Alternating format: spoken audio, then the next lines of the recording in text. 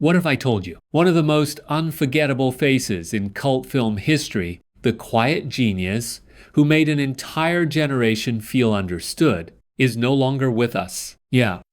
The world just got a little quieter because Bud Cort, the man who turned awkward into art, who made weird feel beautiful, who showed us that it's okay not to fit in, has taken his final bow. But here's the thing. Bud Cort was never your typical Hollywood star. He didn't chase fame. He didn't chase headlines. He didn't live loud. He lived real. From a skinny kid in Rye, New York, to becoming the hauntingly unforgettable Harold in Harold and Maude, to decades of quietly powerful performances that shaped cinema in ways most people don't even realize. His story isn't just about movies. It's about outsiders. It's about feeling different. It's about finding meaning when the world feels strange. And right in the middle of a world that often rewards noise, Bud Cort chose depth. Tonight, we're not just talking about an actor. We're talking about a soul who made loneliness feel poetic. We're talking about a man whose journey stretched from March 29th,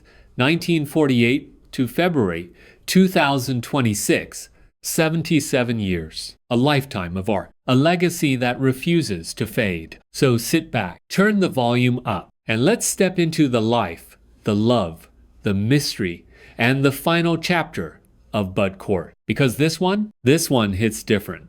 Bud studied acting in New York. He hustled, took classes, auditioned, got rejected, auditioned again. Hollywood in the late 1960s wasn't looking for quirky. It wasn't looking for awkward brilliance. But Bud didn't care. In 1970, he landed roles in films like MASH and Brewster McCloud. That's when directors started noticing him. Not because he was traditionally handsome, not because he was loud, but because he was real. There was something fragile and fearless about him at the same time. And then came the role that changed everything. In 1971, Bud Cort became Harold Chasen in Harold and Maude, a young man obsessed with death, a lonely soul attending funerals for fun. Dark, strange, emotional, and somehow beautiful. At first, the movie didn't explode at the box office.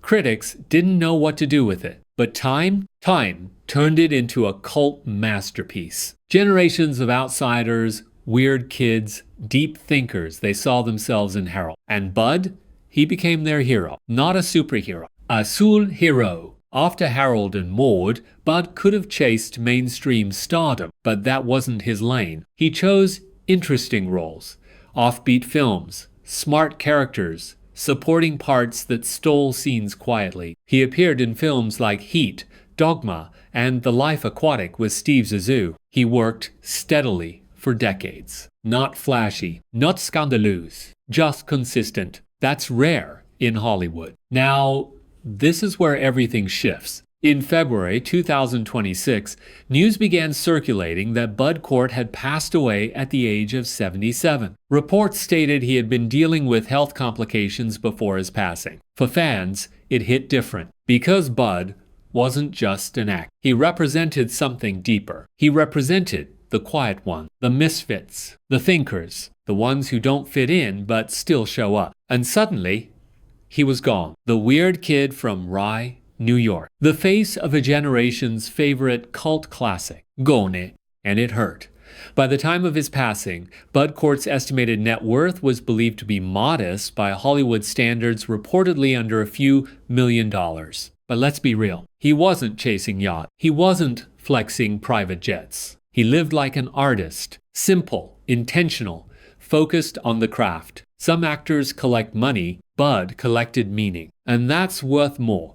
When it came to his personal life, Bud stayed private. There were no flashy red carpet marriages dominating headlines, no public divorce, no tabloid drama. Reports indicate he was never publicly married, and there are no confirmed records of children. He kept his heart life quiet, and maybe that was by design. Not everyone needs the spotlight at home. Sometimes peace is the real flex. He remained close to extended family and lifelong friends, the kind of relationships that last longer than fame ever could. Bud wasn't the Hollywood party guy. He was introspective, thoughtful, a little mysterious. The type of person who would rather talk about philosophy and film theory than gossip and celebrity drama. He loved storytelling, loved character work, loved the strange beauty of human emotion. He didn't need to be the loudest in the room. His presence spoke for him. And honestly, that quiet confidence made him unforgettable. Here's what makes Bud Cort special. He proved you don't have to fit the Hollywood mold to matter. You don't have to be the loudest. You don't have to be the richest. You don't have to be the most famous. You just have to be authentic. For over 5 decades, he gave performances that still resonate. Harold still resonates. The message of choosing life, really living, still resonates. And that kind of impact, that doesn't fade. Here's the crazy part about Bud Cort. Hollywood never fully figured him out. He wasn't leading man material in the traditional sense. He didn't have the square jaw. He didn't have the booming action hero voice. What he had was vulnerability. And vulnerability in the 1970s, that wasn't exactly trending. But directors who understood depth saw something rare in him.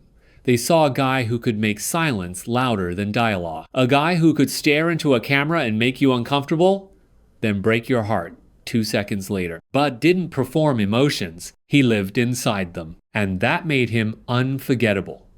After Harold and Maude slowly became a cult phenomenon, something strange happened. Bud became frozen in time. To millions of fans, he would always be Harold. The pale coat, the intense eyes, the existential energy, that kind of role is a blessing and a curse. Because when you define a generation, it becomes hard to escape that shadow. But Bud didn't fight it. He embraced it. He understood something most actors don't, that one honest role can echo louder than 50 blockbusters. There were years when the spotlight dimmed, years when he wasn't headlining major film, years when the industry shifted toward louder, faster, flashier stars. But Bud, he kept working. Character roles, voice acting, guest appearances. He adapted. He showed up in crime dramas, comedies, indies, animated series.